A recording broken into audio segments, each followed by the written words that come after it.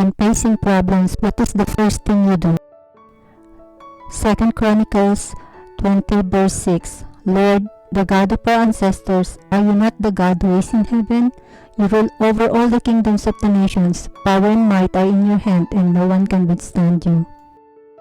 2 Chronicles 20 verse 9. If calamity comes upon us, whether the sword of judgments or plague or famine, we will stand in your presence before this temple that bears your name and will cry out to you in our distress, and you will hear us and save us.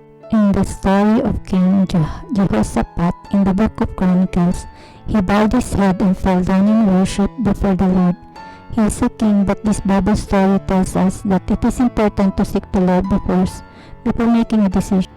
This is important narrative in the Bible that we should follow, that if you have battles in life, even if you have the resources, your first instinct should be to seek the Lord first. All things should be brought to the Lord first, and hear His counsel and be led by His direction. Because with God as your guidance and protection, you'll never lose any battles in this world. As God says, do not be dismayed, nor do not be afraid, the battle is not yours. You do not need to fight the battles of anxiety, fear, worries, and stress in life. But stand firm and be in position of prayer and stand on your salvation that God will save and help you and claim victory. 2 Chronicles 20 verse 17. You will not need to fight in this battle. Just stand still in your places and see the saving power of the Lord works for you. O Judah and Jerusalem, do not be afraid or troubled. Go out against them tomorrow, for the Lord is with you. 2 Chronicles 20 verse 18. Then Jehoshaphat put his face to the ground, and all Judah and the people of Jerusalem fell down in worship before the Lord.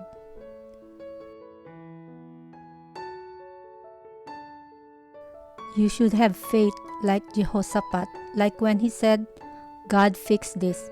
He let God fix his problem because he believes in the sovereignty of God. God works in amazing ways. You might have to face your battle, but you don't have to fight the battle.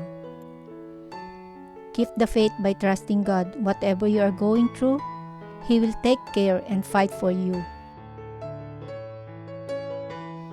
Keep praising, keep worshiping, and keep praying because God never fails. God's covenant is not faultless. His covenant is sure thing because it was sealed by the blood of Jesus. Now, let's take a moment in the prayer. Father, you set yourself against the proud, but give grace unto the humble. Lord, I humbly ask you to fix my problem. You said in your word that I do not need to be afraid nor be dismayed, because the battle is yours.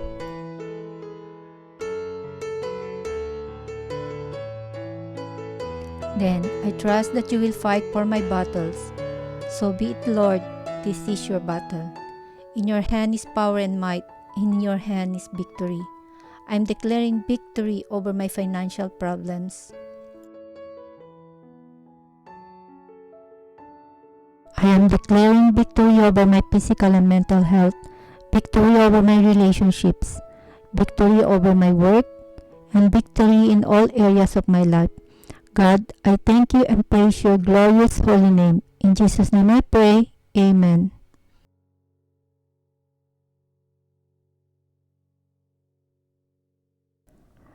Set your face to seek the Lord first. Seek the Lord when you are afraid. Seek the Lord before you are afraid.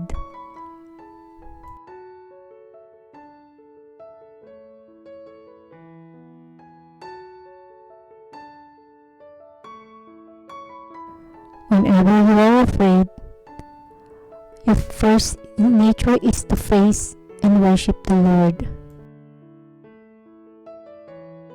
You will never lose a battle in life with God. You will be forever victorious.